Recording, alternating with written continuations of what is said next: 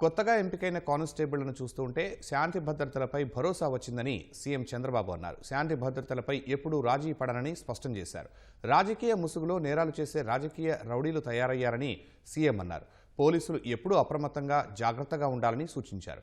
Mangalagiri AP SP parade మైదానంలో కానిస్టేబుళ్లకు నియామక పత్రాలను సీఎం చంద్రబాబు అందజేశారు. నేరాలు జరగకుండా రాష్ట్ర సుభిక్షం కోసం ప్రతి ఒక్కరూ కృషి చేయాలన్నారు.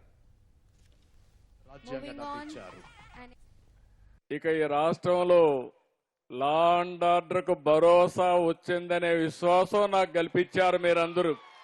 అలాంటి నూతనమైన పోలీసులందరికీ నియామకమైన పోలీసులకి వాళ్ళ తల్లిదండ్రులు చూస్తున్నా ఎంత ఆనందంగా ఉన్నారంటే మీ ముఖంలో ఆనందం చూడడానికి నేను గాని పవన్ కళ్యాణ్ గారు గాని బీజేపీ ముగ్గురం కలిసి కూటమిగా ఏర్పడ్డాం.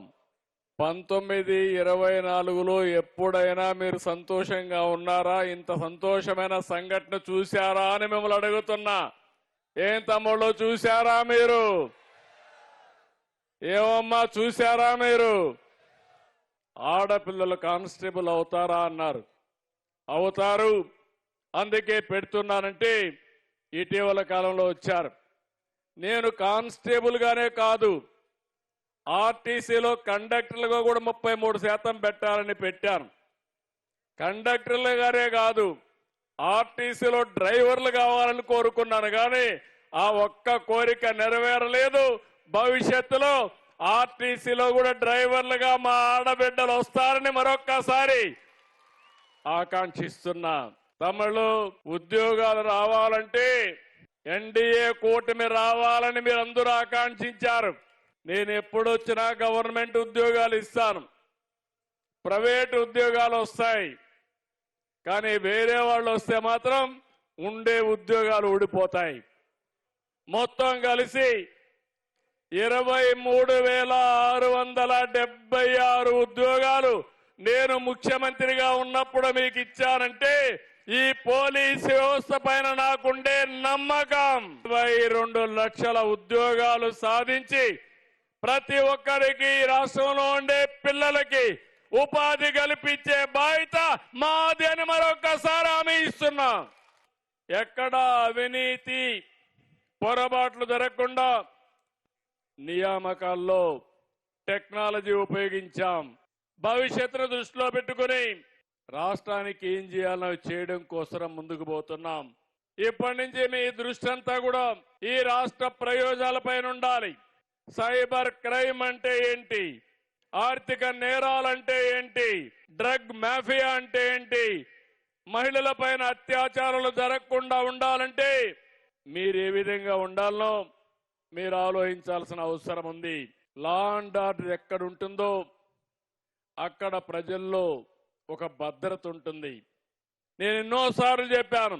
ఈ రోజు మీరు ఒక్కసారి చూస్తే అందరూ ఆనందంగా సుఖ సంతోషాలతో ఉన్నారంటే, వాళ్ళ ఆస్తులు భద్రంగా ఉన్నాయంటే, బయట పోయిన వాళ్ళు తిరిగి ఇంటికి సేఫ్ గా వస్తున్నారంటే మనకందరికీ రక్షణగా ఉండే ఏకైక వ్యవస్థ పోలీసు వ్యవస్థ.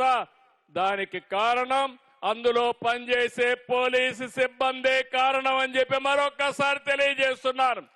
పోలీసు వ్యవస్థకు మీకు ఒకటే విజ్ఞప్తి చేస్తున్నా, ఇందులో మీరు చూడాల్సింది ఇన్విజిబుల్ పోలీస్.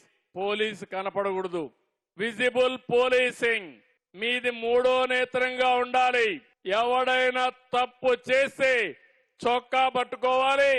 మీరు కనపడకుండానే ఆ పని చేసే శక్తి సామర్థ్యం మీకు రావాలని మనస్ఫూర్తిగా ఆకాంక్షిస్తున్నాను.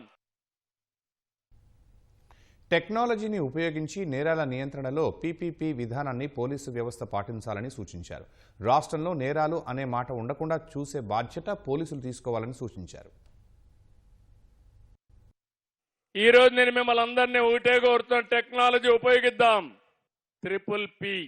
పీపీపీ నేరాల నియంత్రణలో ఈ విధానం మీరు పాటించాలి. ప్రిడిక్టివ్, ముందుగానే ఊహించుకోవాలి.